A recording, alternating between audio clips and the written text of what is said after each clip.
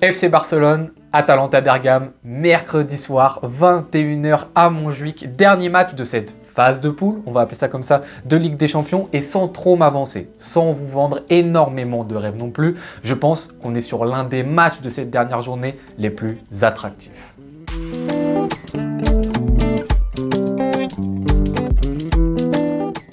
L'Atalanta, mesdames et messieurs, on est sur une bonne saison de la part de cette équipe de Bergame qui s'inscrit dans une très bonne période pour ce club. Quand j'étais jeune, que je commençais un petit peu à regarder le foot, l'Atalanta Bergame, c'était pas un club qui était très performant en Serie A, en tout cas qui jouait le top 3. Là, sur ces dernières années, on est face à une équipe qui arrive des fois à performer beaucoup plus que ce que l'on attend. On se souvient un peu des saisons 2019, 2020, ils vont en quart de finale de la Ligue des Champions. Puis sur ces dernières années, ils arrivent à intégrer le top 5 à droite à gauche. L'année dernière, ils remportent la Ligue Europa en explosant le Bayer Leverkusen qui est resté invaincu sur toute la saison. Et cette saison, l'Atalanta Bergame est actuellement 3e de Serie A et 7e équipe dans ce gros classement de Ligue des Champions. Des classements dans ces deux compétitions qui sont dus à une grosse période, un gros temps fort de Bergame sur cette saison qui a eu lieu à peu près en octobre-novembre où cette équipe a enchaîné 14 matchs, toutes compétitions confondues, sans défaite. C'était une période où ils étaient littéralement imbattables, ce qui leur a permis de truster la première place de Serie A et de pouvoir également avoir de bons résultats en Ligue des Champions. Maintenant, il y a eu une défaite qui a mis fin à cette série, qui est le match contre le Real Madrid. Ça a stoppé cette série immédiatement et à partir de ce match-là, contre le Real Madrid, on a vu un Atalanta Bergame qui a continué à performer dans des matchs qui étaient à sa mesure, mais en revanche, contre des cadors un petit peu plus importants, a été en difficulté. Donc on a notamment cette défaite contre le Real Madrid, une défaite également contre l'Inter Milan, une défaite contre le Napoli, un match nul contre la Lazio et un match nul contre la Juventus de Turin. Et donc bien évidemment, bravo pour ce qu'ils arrivent à faire, parce qu'ils ne sont pas réellement attendus à ce niveau-ci, mais en même temps, restons mesurés sur cette très belle équipe et regardons ce qu'ils ont fait contre les très grosses équipes. Il reste encore un tout petit plafond de verre. Maintenant, cette équipe, on vient de le dire, est quand même une équipe qui performe super bien et surtout qui performe super bien à travers le jeu. Ça, c'est quelque chose qui n'a pas changé depuis leur très bonne période, comme on l'a dit en 2018, 2019, 2020. C'est une équipe qui a toujours prôné les bonnes sorties de balles, le jeu proactif, l'envie de presser. Et ça s'est transmis d'année en année. Avec Gasperini, qui est leur coach, cette transmission, elle perdure. Et on voit un Atalanta Bergame qui a toujours cette idéologie en affrontant ses adversaires. On est sur une équipe, typiquement, vous allez la voir, qui se formule en 3, 4, 1, 2 sur la feuille de match. Mais dans l'animation, ça va être un tout petit peu plus différent, surtout quand elle affronte des équipes qui viennent la presser. Ça va être le cas du FC Barcelone, donc on s'intéresse à ce cas-ci. Je ne vais pas parler des équipes qui vont jouer bloc bas, puisque le Barça ne risque pas de jouer bloc bas face à eux. Par rapport aux équipes qui les pressent, on se situe face à une équipe de l'Atalanta Bergame qui va jouer dans un système qui ressemble un petit peu, on schématise pas mal, mais qui se situe en 5-5. Voilà, un gardien, une ligne de 5, une ligne de 5. C'est-à-dire que les deux milieux de terrain, que sont Ederson et De Roon, ils vont descendre aux côtés des trois centraux. Ils vont se mettre justement dans ce demi-espace des centraux. Les centraux les plus excentrés, ils vont s'élargir et un petit peu coller la ligne pour tous les 5 former la première ligne de possession de balle. Et ensuite, il y a une deuxième ligne qui va être celle qui va être devant eux, qui va vraiment être beaucoup plus offensive, qui va être composée bien évidemment des 2 pistons. Et ensuite, les 3 qui vont être un petit peu dans l'axe. On va avoir du Lookman dans le demi-espace gauche, on va avoir dans le demi-espace droit Retegui et dans l'axe, vraiment dans l'axe, on va avoir De Ketelaere. L'objectif de cette formation, qui est utilisée quand on vient la presser, c'est de réellement aider les centraux à la sortie de balle. C'est-à-dire que tu as Ederson, qui est un super joueur de ballon, et De Roon, qui est un très bon joueur dans les passes progressives et qui fait avancer son équipe, qui se mettent totalement derrière. Et donc, tu es obligé en tant qu'équipe d'aller les presser, ces joueurs-ci. Tu ne peux pas les laisser seuls. Si tu les laisses seuls, c'est des joueurs qui vont avancer avec le ballon et qui vont avoir de l'espace. Et en plus de ça, tu ajoutes avec ta ligne qui est devant, des joueurs qui vont être à disposition de la ligne un petit peu derrière, avec des joueurs qui sont en capacité, comme de notre côté, un petit peu comme le FC Barcelone, de casser ces lignes-là. Tu as des défenseurs centraux et des joueurs de l'Atalanta qui prennent le risque de casser les lignes et tout de suite essayent de trouver un joueur qui est souvent De Ketelaere, qui est ce joueur qui va pouvoir décrocher et qui va ensuite, avec sa qualité technique, pouvoir diriger à droite à gauche. Mais d'autres joueurs comme Lookman, magnifique joueur Lookman et qui va, je pense, grandement nous embêter dans une zone qui n'est pas forcément ailier gauche, mais qui va aussi souvent être dans le demi-espace.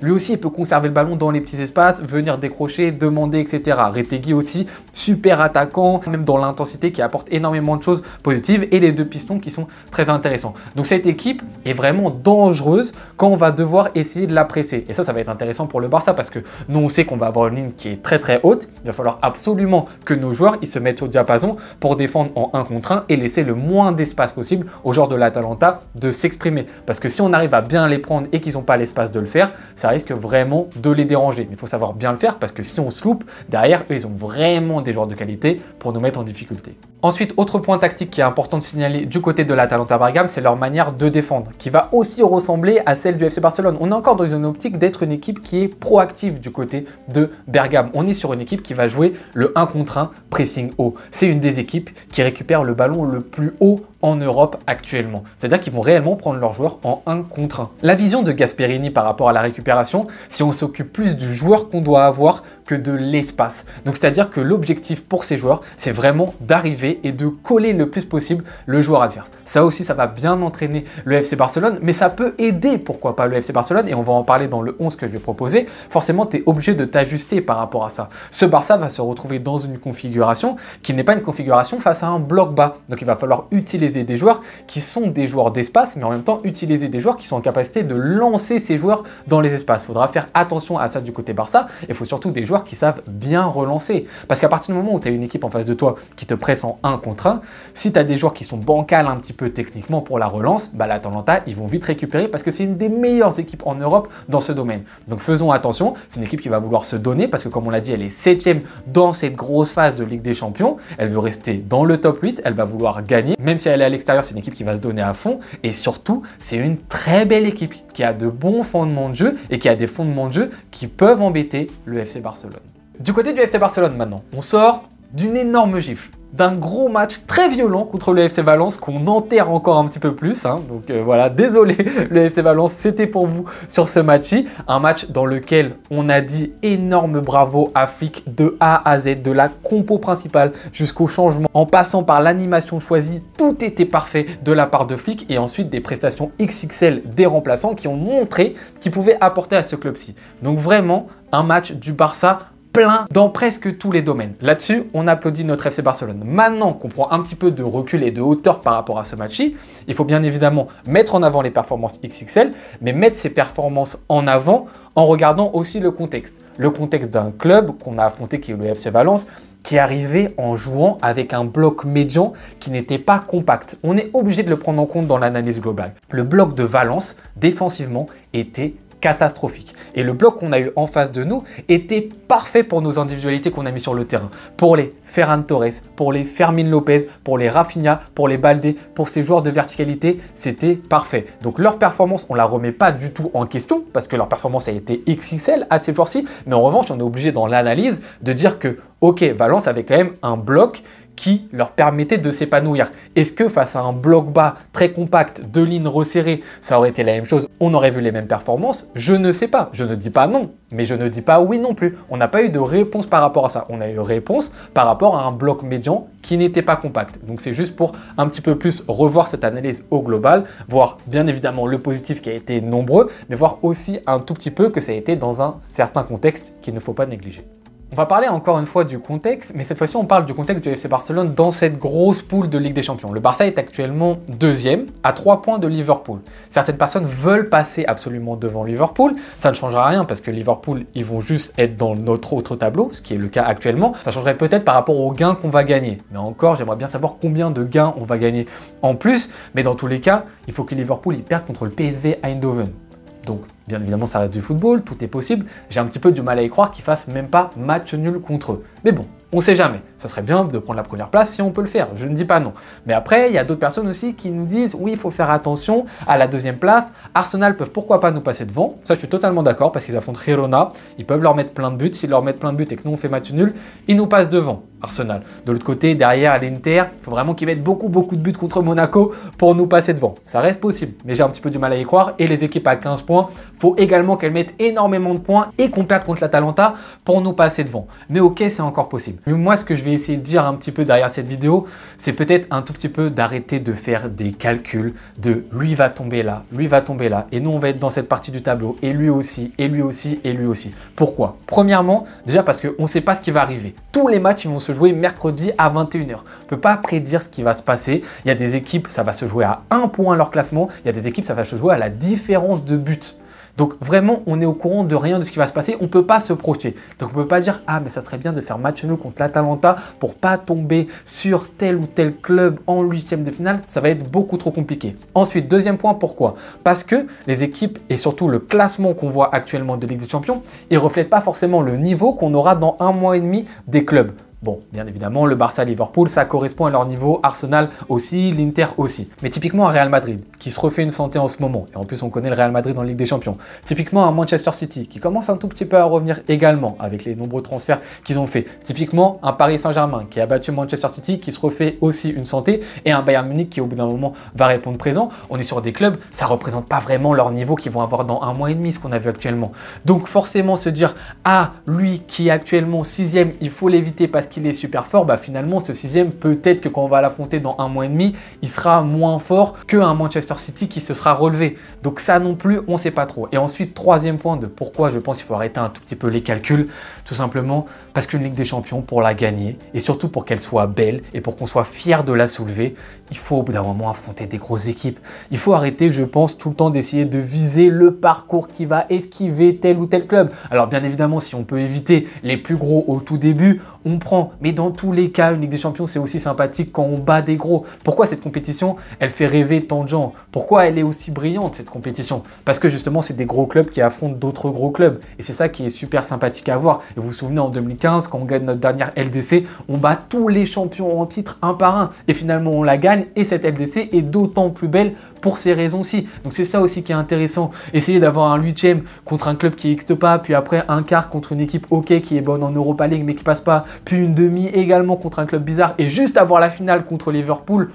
Ah, ça n'a pas trop de charme, non? Vous n'êtes pas d'accord? Donc, pour ces trois raisons-ci, essayons un tout petit peu d'arrêter les calculs de tableau à droite, à gauche. Entamons ce match contre l'Atalanta Bergame avec du sérieux, avec bien évidemment l'envie de gagner, l'envie de bien performer, parce qu'en face de nous, on va avoir une vraie équipe de football qui peut nous mettre en difficulté. Et ça serait intéressant de voir comment ce Barça, en mode sérieux, peut répondre à ça. Il ne faut pas non plus succomber à une pression, se donner à 1 milliard 2%, mettre absolument les titulaires de la première à la 90e minute pour gagner un match qui, dans le fond, ne va pas totalement tout changer parce qu'on sait qu'on est dans le top 8. Après ces bavardages, mesdames et messieurs, voici le 11 que j'attends du côté du FC Barcelone avec Szczęsny au cage. Alors Szczęsny, c'est celui un petit peu qui fait exception parce que c'est pas vraiment celui que j'attends. Mais bon, on a vu les rumeurs dernièrement, Szczęsny, Tech, risque d'être le gardien numéro 1 au FC Barcelone. C'est compliqué, ce cas-ci, de le comprendre. J'avoue que s'il y a un cas que je ne comprends pas du côté de Flick, c'est celui-ci. J'ai compris pourquoi il l'avait mis contre Valence. Ok, tu te dis, il veut lui redonner de la confiance. Il a fait un match catastrophique contre Benfica. Il se dit, je ne vais pas enterrer mon gardien. Je lui propose un match qui va être plutôt simple pour qu'il se remette d'équerre et pas encore plus l'enfoncer. Ok, ça je comprends. Maintenant, par rapport à Iñaki Peña, ce que tu montres, c'est que finalement sur le terrain, c'est pas au mérite ce que tu arrives à faire. Parce que Peña, ce qu'il a montré, c'était plus intéressant par rapport au jeu du FC Barcelone et par rapport à ses sorties surtout que Szczęsny. Szczęsny, même à 1 contre 1, il se le prend alors qu'il est hors jeu du côté de Valence. Ce qu'il fait sur le 1 contre 1, c'est catastrophique. Donc même dans les arrêts, Szczęsny finalement, est-ce qu'il est forcément plus sûr que Peña? J'en doute aussi un tout petit peu. Donc ça, c'est le truc que je ne comprends pas de la part de Flick. Si ça ne tenait qu'à moi, je mettrais Peña. Mais bon, on sent que Szczęsny va rester le numéro 1. On arrive ensuite, mesdames et messieurs, sur la défense. Et là, va y avoir le petit premier point de discorde, je pense. Bien évidemment, on garde Koundé, on garde Baldé, on garde Cubarsí. Et à côté de Cubarsí, je vais mettre Eric Garcia. J'ai longuement hésité avec Araujo. Pourquoi? Parce que Araujo, il s'est reposé ce week-end. Donc en vrai de vrai, moi je pense que Flick il va mettre Araujo par rapport à Eric Garcia, etc. Par rapport au repos qu'il lui a donné, je pense que c'est la tendance. Mais ce que je vous ai dit par rapport à l'Atalanta, qui est une équipe qui presse en 1 contre 1 et qui presse très très haut, il nous faut un deuxième joueur avec Cubarsí qui soit un défenseur central, qui soit en capacité de bien ressortir le ballon.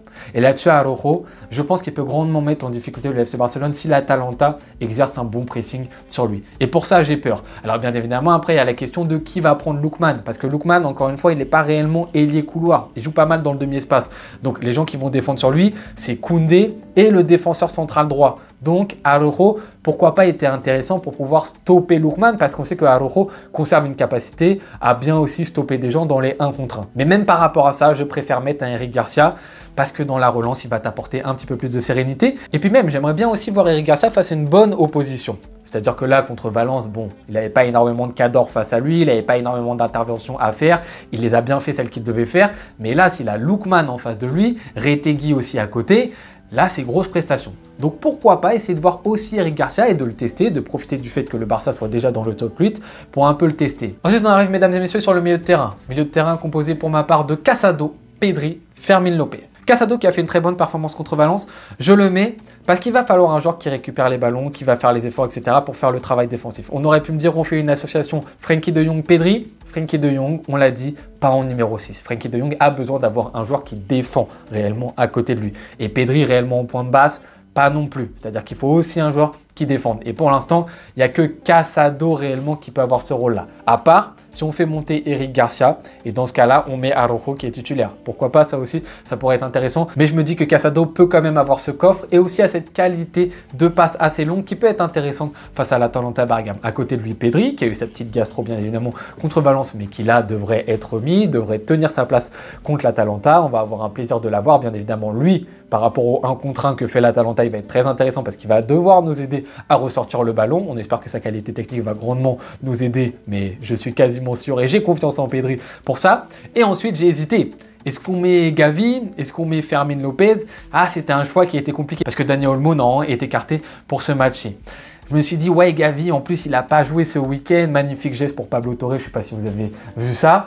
Mais je me dis, par rapport à la configuration de l'Atalanta Bergame, qui est cette équipe qui va vraiment venir nous presser, venir dans notre terrain pour récupérer le ballon, Fermín López est un joueur qui adore les espaces et il se régale quand il y en a. On l'a très bien vu contre Valence, on l'a également vu contre le Bayern Munich, qui était un match dans lequel l'équipe du Bayern a aussi défendu d'une manière dans laquelle l'Atalanta risque de défendre un petit peu. Équipe vraiment très très haute sur le terrain, un petit peu comme nous. Et dans ce rôle-ci, Fermín López, je le trouve peut-être plus intéressant qu'un Gavi. S'il y a besoin de plus de contrôle, Gavi. S'il y a besoin de plus de verticalité, Fermín López qui en plus a gagné plein de confiance sur ce match contre Valence, très intéressant. Et enfin, pour l'attaque, mesdames et messieurs, j'attends Lamine Yamal, Ferran Torres et Rafinha. Lamine Yamal, bien évidemment, titulaire pour ce match-ci, qui va également nous aider, je pense, dans la sortie de balle. Ça sera important pour lui de décrocher et de demander certains ballons. Rafinha, au même titre que Fermín López, va kiffer avoir des espaces. Il va être super important. On ne peut pas se passer de Rafinha dans un match comme ça. C'est-à-dire que oui, Rafinha a besoin un petit peu de repos, de souffler. Il pourra d'ailleurs, pourquoi pas, souffler contre Alaves.